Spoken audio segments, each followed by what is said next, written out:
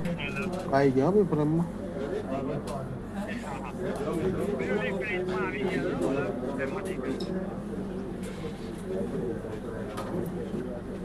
जगह थोड़ा नहीं लगने के लिए लगने के लिए छोटा वैक्सीन है ना ऊपर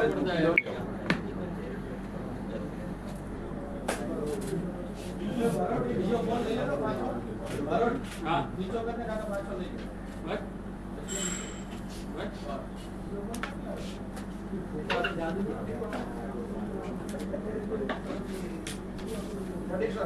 બોલ. नमस्कार પ્રિન્ટ અને ઇલેક્ટ્રોનિક મીડિયાનો આજની રાજ્ય ચૂંટણી પંચની પ્રેસ બ્રીફિંગમાં સ્વાગત કરું છું. રાજ્ય ચૂંટણી પંચની નીચે હેઠળ મહાનગરપાલિકા, નગરપાલિકા, જિલ્લા પંચાયત, તાલુકા પંચાયત અને ગ્રામ પંચાયતનું ચૂંટણી યોજવા માટે જે મેન્ડેટ છે એ પ્રમાણે આ વખતે અમે જે ચૂંટણી કરવા પાત્ર છે એ બધા અમે તૈયાર કરીને સમક્ષ શેડ્યુલ અને પછી કઈ કઈ જગ્યામાં ચૂંટણી થવાનું છે અમે એક વિગત આપું છું. જે રાજ્ય સરકાર દ્વારા જે 27% અનામત બાબતમાં જે નિર્ણય થયા પછી અત્યારે અમારી પાસે જે ચૂંટણી કરવા પાત્ર જે મુદત પૂરું થઈ ગયેલી એવા બધાને અમે તૈયાર કરીને એ પૈકી ચૂંટણી કરવા માટે લીગલી કોઈ પ્રોબ્લેમ નથી એવા બધા યાદી કરેલા છે.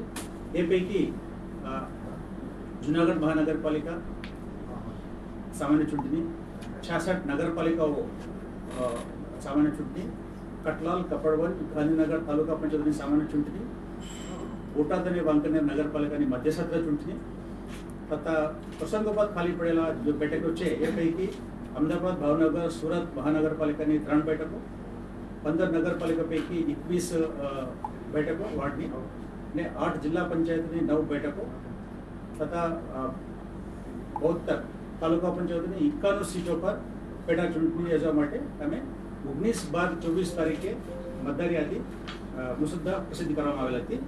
એ જે આપણો બધાનો ખ્યાલ છે જે રૂલ્સ પ્રમાણે મતદાર યાદી તૈયાર કરવા માટે રૂલ્સમાં એવું જોગવાઈ છે એસેમ્બલીમાં જે ભારત ચૂંટણી પંચ દ્વારા જે યાદી તૈયાર કરવામાં આવેલ છે એ યાદીનો બેઝ તરીકે લઈને અમે અમારા જે મ્યુનિસિપાલિટી પંચાયતો માટે જે અનુકૂળ રીતે વાર્ડ રચના કરીને એની ડ્રાફ્ટ તરીકે પ્રસિદ્ધ કરીએ છીએ.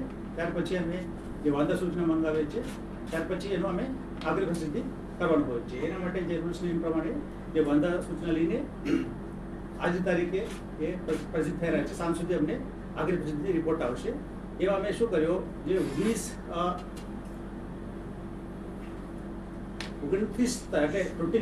ઓક્ટોબર 29/10/24 થતા 6/1 એટલે હમણાં 10 દિવસ પહેલા જે ભારત ચૂંટણી પંચે આખરી યાદી પ્રસિદ્ધિ કરેલા છે એમાં પણ જે નવા એડિશન થયેલા છે એનો પણ અમે સમાવેશ કરીને આજની તારીખે અમે આખરી પ્રસિદ્ધિ કરવામાં આવેલ છે.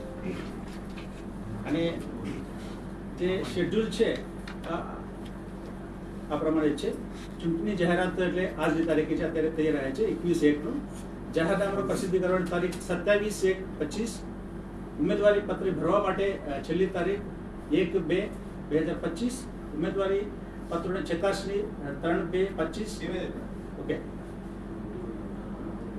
ઉમેદવારી પત્ર પાછી ખેંચી લેવા માટેની છેલ્લી તારીખ 4/2/2025. મતદાનની તારીખ 16/2/2025 રવિવારે અને સવારના 7 વાગ્યાથી સાંજે 6 વાગ્યા સુધી.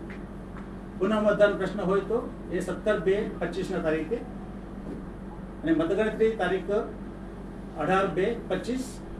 ચૂંટણી પ્રક્રિયા પૂર્ણ થવાની તારીખ 21/2/2025. રિપીટ કરવાની કોઈ જરૂર છે? ઓકે, સારું, થોડા શાંતિથી બોલું છું. ચૂંટણી જાહેરાત 21/1/2025. જાહેરનામા પ્રસિદ્ધ કરવાની તારીખ 27/1/25. ઉમેદવારી પત્ર ભરવા માટેની છેલ્લી તારીખ 1/2/2025. ઉમેદવારી પત્ર ચકાસણી માટેની તારીખ 3/2/2025. ઉમેદવારી પાછી ખેંચી લેવા માટે છેલ્લી તારીખ 4/2/2025. મતદાનની તારીખ 16/2/2025 રવિવારે સવારે 7 વાગ્યાથી સાંજે 6 વાગ્યા સુધી. પુનઃ મતદાનની જરૂર હોય તો 17/2/2025. મતગણતરી તારીખ 18/2/2025.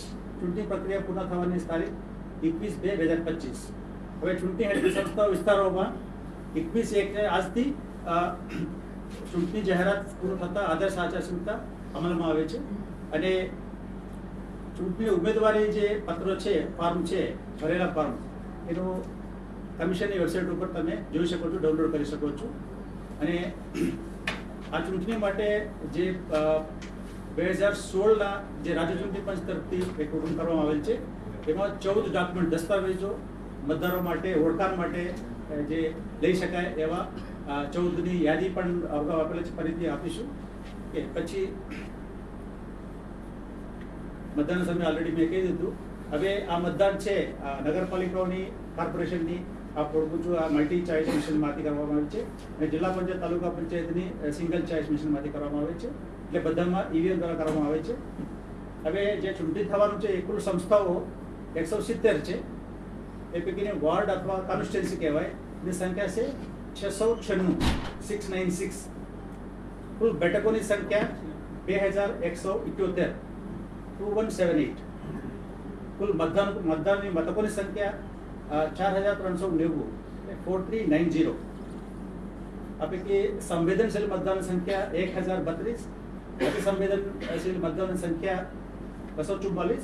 એ તો અત્યારની પરિસ્થિતિની હિસાબે, પછી જ્યારે ચૂંટણી પ્રક્રિયા શરૂ થાય પછી બધા નોમિનેશન થાય થોડું ઘણું ફેરફાર થશે. ચૂંટણી અધિકારીની સંખ્યા 179, એટલે 179. મંત્રી ચૂંટણી અધિકારી પણ એટલા સંખ્યામાં છે. અને પછી બેલેટ યુનિટની જરૂરિયાત છે 8351 રફલી. અને પછી સીયુની 5697, એટલે રિઝર્વ સાથે રિઝર્વ તાલીમ માટે બધા અમે રાખીએ છીએ. એમાં પોલીસ સ્ટાફની જરૂરિયાત છે 25000 જેટલા પોલીસ સ્ટાફની જરૂરત પડે. પોલીસની સ્ટાફનો 10000 જરૂરત પડશે. અને પુરુષ મતદારોની સંખ્યા 19,84,000 જેટલા છે. સ્ત્રી મતદારોની સંખ્યા 19,01,000 જેટલા છે. અને અન્ય મતદારો છે 145 છે, થર્ડ જેન્ડર કહેવાય એના માટે, તો 145 છે. અને આપણે ફોલ્ડરમાં જે કેટેગરી એટલે નગરપાલિકા, કોર્પોરેશનના કેટલા મતદાર છે, પંચાયત, જિલ્લા પંચાયતના કેટલા છે, તાલુકા પંચાયતના છે, એ બેકઅપ તમને ઓલરેડી આપેલ છે ફોલ્ડરમાં, તમે જોઈ શકો. પેલા એસસી માં કરીએ છીએ, દાખલા તરીકે રિઝર્વેશન કરવાનું હોય 40 સીટ હોય, એમાં સ્ત્રી પુરુષ સરકાર નક્કી કરીને આપે છે. એસસી માટે આટલા સીટો, એસટી માટે આટલા સીટો, ઓબીસી માટે આટલા સીટો સરકાર નક્કી કરે છે, અમે નથી કરતા. સીટ સંખ્યા અને રિઝર્વેશન સંખ્યા અમને આવે છે. હવે પછી પહેલા પ્રાયોરિટી પ્રમાણે પહેલે શેડ્યુલ કાસ્ટ અમે આપીએ છીએ. શેડ્યુલ કાસ્ટ પૂરતે પછી એસટી નો આપીએ, પછી ઓબીસી, પછી જનરલ.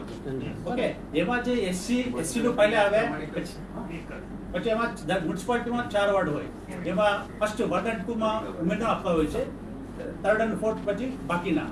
એટલે જનરલી ફર્સ્ટ સીટમાં જે સ્ત્રીનું અલોટમેન્ટ થાય એ ભરી જાય, ત્યાર પછી બીજા રોમાં જાય છે. એટલે મ્યુનિસિપાલિટીમાં 4 હોય ને, 1 2 3 4, એમાં ફર્સ્ટ રો ભરાઈ જાય, પછી સેકન્ડ રોમાં જાય. મોટા પાયે ફર્સ્ટ રોમાં પૂરું થાય, સેકન્ડ રોમાં જનરલી ઓછા જાય છે. પછી 3rd row 4th row general reservation અને જનરલ માટે એ સિસ્ટમ છે આખી. એના પ્રમાણે દરેક વોર્ડની જે સીમાંકન થાય પછી, એટલે વસ્તીના આધારે સીમાંકન થાય પછી એમાં વોર્ડ વાઇઝ એનું ડિસેન્ડિંગ ઓર્ડરમાં કરવામાં આવે છે. પહેલા એસસી, પછી એસટી, પછી ઓબીસી. એનો જે વોર્ડ નંબર છે, દાખલા તરીકે વોર્ડ નંબર 1 to 10 છે, પરંતુ એમાં એસસી પોપ્યુલેશન વોર્ડ નંબર 9 માં વધારે હોઈ શકે, 1 માં નથી. એટલે પછી 9 થી શરૂ થાય, 9, 7, 5 જે ડિસેન્ડિંગ ઓર્ડરમાં એ પ્રમાણે, એસટીનું એ પ્રમાણે હોય, અને પછી ઓબીસીનું એ પ્રમાણે હોય છે. અને પછી એસસી એક જ સીટ હોય રિઝર્વેશનમાં. ફર્સ્ટ ટાઈમ આવે ત્યારે આપણું જેન્ટ્સ સાધારણ આવીએ છીએ, જેન્ટ્સને કહેવાય સાધારણ. જનરલ ફિમેલ કહેતા હોય તો જેન્ટ નથી, જનરલ, ત્યાં બધા કમ્પ્લીટ કરી શકે એમાં જનરલ રાખીએ છીએ. ફરી બીજા ઇલેક્શન આવે ત્યારે એમનું સ્ત્રીનું આપીએ છીએ.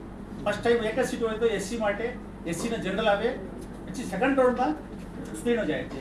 તે અલોટમેન્ટ સિસ્ટમ છે. આ ફાળવણી થઈ સર, બરાબર, આ ફાળવણી સરસ સમજાય. તો આ જ રીતે મતગણતરીમાં પણ વિજેતા આ જ રીતે જાહેર થશે. તમે મને એમ કહો, પહેલો એસસી તમે જાહેર, કેટલા ગ્રામ પંચાયતો છે કે જે નવી અર્બન બોડીઝ હમણાં મ્યુનિસિપલ કોર્પોરેશન્સમાં તબદીલ થઈ, નવું જે મ્યુનિસિપલ કોર્પોરેશન્સ જે બ્રોડ થયા અને એમાં ગામડા ગયા, એવા કેટલા ગામડા ગ્રામીણ વિસ્તાર છે? અત્યારે અમે ગ્રામ સભાના ઇલેક્શનની વાત તો નથી, જે કેટલા ગ્રામ પંચાયત નજીકની શહેરમાં બિલ્ડ થઈ ગયા એ આંકડા તમને પંચાયત અને શહેરી વિકાસ બોર્ડ મળે છે. અહીંયા આટલું કહી શકું છું જે નડિયાદની ખેડા જિલ્લામાં જે આણંદમાં વલ્લભ વિદ્યાનગર અને બીજું એક કરમસદ એમાં કોર્પોરેશનમાં ફેલ થઈ ગયા એટલે બે એનું અસ્તિત્વ નથી એટલે બેમાં ત્યાં ઇલેક્શન કરવાનું હવે નથી. જે ભર્યા નથી, જે સ્મોલ ટાઉન કોર્પોરેશનમાં ગયા નથી, એવી કેટલી નગરપાલિકાઓ જેની તમે ઇલેક્શન નથી કરતા? ઓકે આપીશ. જે ડ્યુ છે હા આપીશ. પ્રશ્ન સમજી ગયા ને? હા, કારણ કે આપણી ડ્યુ તો લગભગ 76-78 પાલિકા હતી.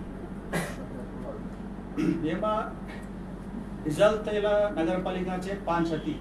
હા, મોરબી, બોરસદ, સોજિત્રા, બોટાદ, વાંકનેર. એક સેકન્ડ હો સર, રિપીટ કરો. મોરબી, બોટાદ, બોરસદ, સોજિત્રા, વાંકનેર. એ પૈકી બોરસદ અને સોજિત્રામાં સરકાર તરફથી જે રિઝર્વેશનની જે ઓબીસી કમિશન પ્રમાણે ભલામણ પ્રમાણે જે સરકાર નિર્ણય કર્યો એ રિઝર્વેશન હજુ નક્કી થયું નથી. ઓકે, એના માટે આ બે બાકી છે. બોરસદ અને સોજિત્રા. સોજિત્રા. મોરબી છે આપણે ખબર છે, એ પણ કોર્પોરેશન થયું.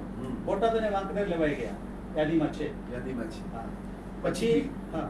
પછી નવા નગરપાલિકા 3 થયેલા છે, નખત્રાણા, વઘોડિયા અને ટંકારા.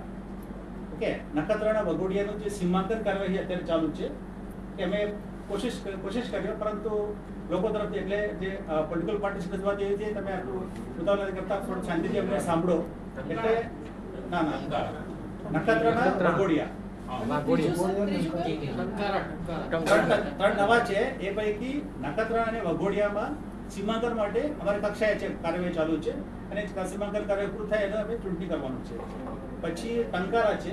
ટંકારામાં શું થયું, પહેલે મ્યુનિસિપાલિટી થઈ, પછી એમાં કંઈક ગામનું કંઈક કલ્યાણપુર કંઈક ગામ યાદ નથી, ગામનું કંઈ આમાં એડ કરવાનું કે ડિલીટ કરવાનો ફેરફાર થયો.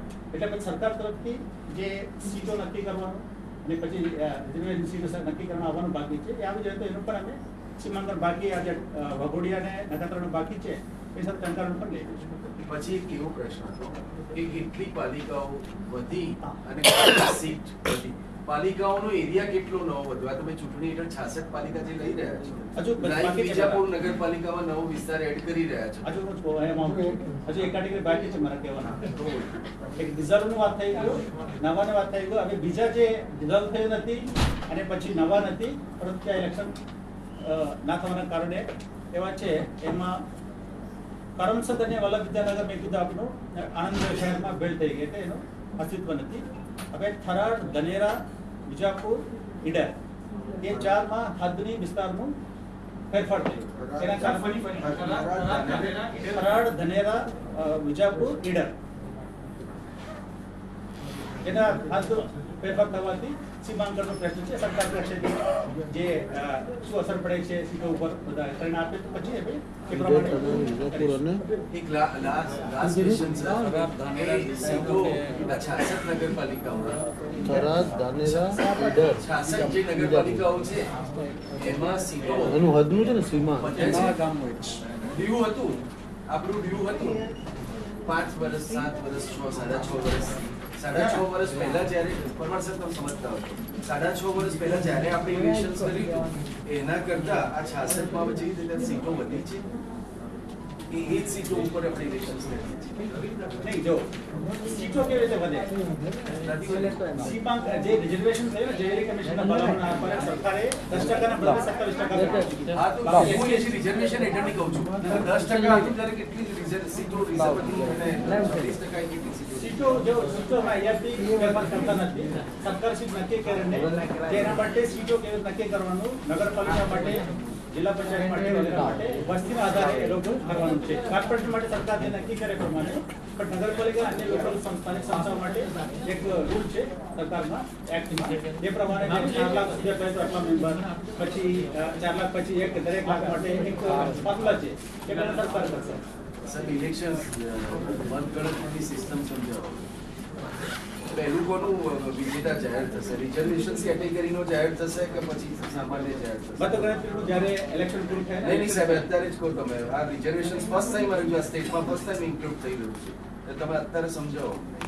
એ સમયે તમે કઈ બદલી દેવાના છો શાના માટે? સમય બદલાયો નથી. હા, તો અત્યારે સમજાવવા સમય છે.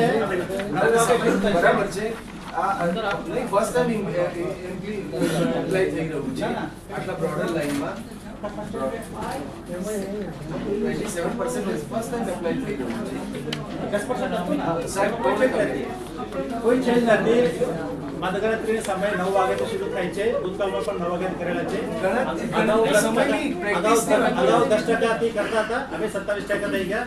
બાકી કાઉન્ટિંગ પ્રક્રિયામાં કોઈ ફેરફાર નથી કરતો. General Commission has submitted its report long back. You are saying 4,000 Gram Panchayats are yet to go to polls. So what is the